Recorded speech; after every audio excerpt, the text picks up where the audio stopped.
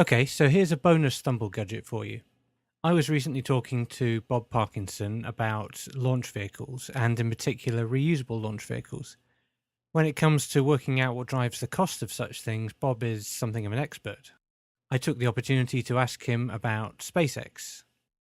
We've sort of alluded to already, you mentioned SpaceX. Yeah. So I'm curious for your take on their system architecture, what they're trying to do. Reuse the first stage, but the whole business of landing it vertically rather than Yes, I think that whether you land it vertically or not, and I don't quite know why they've gone that particular way. But it may very well be what a colleague of mine once called house style. He said, we do things, some of the things we do is because that's the house style, it's what we're familiar with. And it's easier to do that than do something that disrupts the way we do things. On the satellite side, all the satellites, spacecraft we built at Steve are basically built around carbon fiber honeycomb panels. That's a house style. How you build structures is stress skin. Carbon fiber honeycomb panels. If you look at some of the Russian spacecraft, they don't do things that way.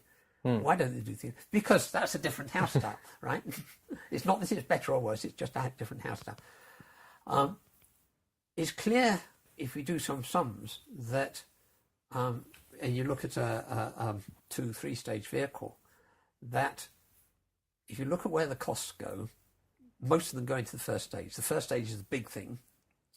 It's got the big expensive engines in it and everything. And so something like half the cost of a launch is in the first stage. It's not quite true with an Ariane type of vehicle, but it's true with the sort of SpaceX sort of vehicle, one stage on top of another. So if I can recover that stage and reuse it without adding greatly to the cost in terms of recovery and reuse, then I can cut away that part of the cost. So if you've got something like a SpaceX vehicle and you can recover the first stage, potentially you can halve the launch costs. You can't drop them by a factor of 10, you can drop them by a factor of 2 perhaps. If you then look at it, how many times do you have to recover that first stage to make it worth having? Well, if we do very simple sums, and the simple sums aren't true any longer, but if I can reuse it 5 times, then the cost of that first stage has dropped to 20% of what it was. If I use it, so that's an 80% saving. Or if it's half of the total thing, it's a 40% saving, right? If I reuse it 10 times, then the cost drops it's no longer 80%, it's now 90% cost reduction, or 45% of the total. So going from 5 to 10 has only dropped the cost, has only produced a cost reduction of 5%. Whereas going up to 5 was 40. So somewhere between 5 and 10, you've basically paid off your whole routine on that. So it doesn't matter then if it doesn't always work, as long as you're on average doing better than 5 reuses per vehicle. Sure. It also has a slight advantage. It has two advantages actually. One that SpaceX are very aware of, which is that in order to recover that first stage, you have to drop the performance a little bit.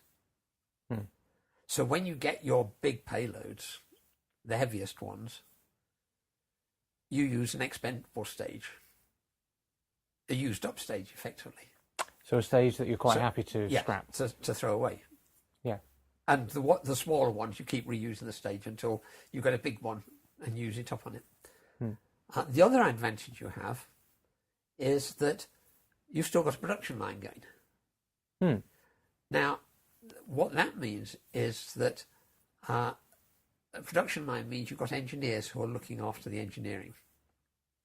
So when something unusual happens, you've got a gang of people who understand the vehicle, who can sort out what's gone wrong with it and correct it.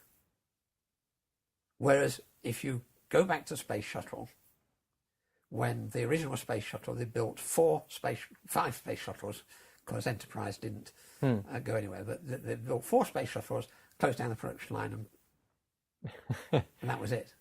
So when something happened, they had to start from scratch, inputting the team together to be able to work out what you did and how to correct it.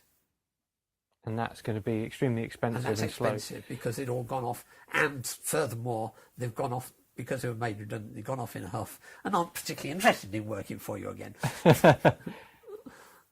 First of all, you start by building something which works, not recoverable, but it works, and then you do bit by bit improvements so that you can recover the first stage and make it work. And so you've gone some way away to making something which works. And how you recover that first stage is kind of, as I say, house style. When we did the work, or when Aerospatiale, who was the leader, did the work on ESA's idea for a recoverable first stage vehicle, they had a winged vehicle. We flew it back, or glided it back.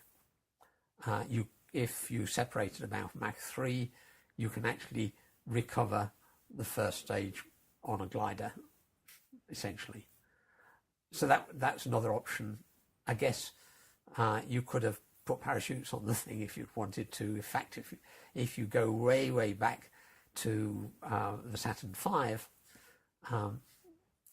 when they were building the Apollo program, George Muller actually wanted to try and recover the upper state, or the stages of the first 2 stages of the Saturn V by parachuting them into the ocean and recovering them. And basically he got squashed because it didn't get you to the moon any quicker.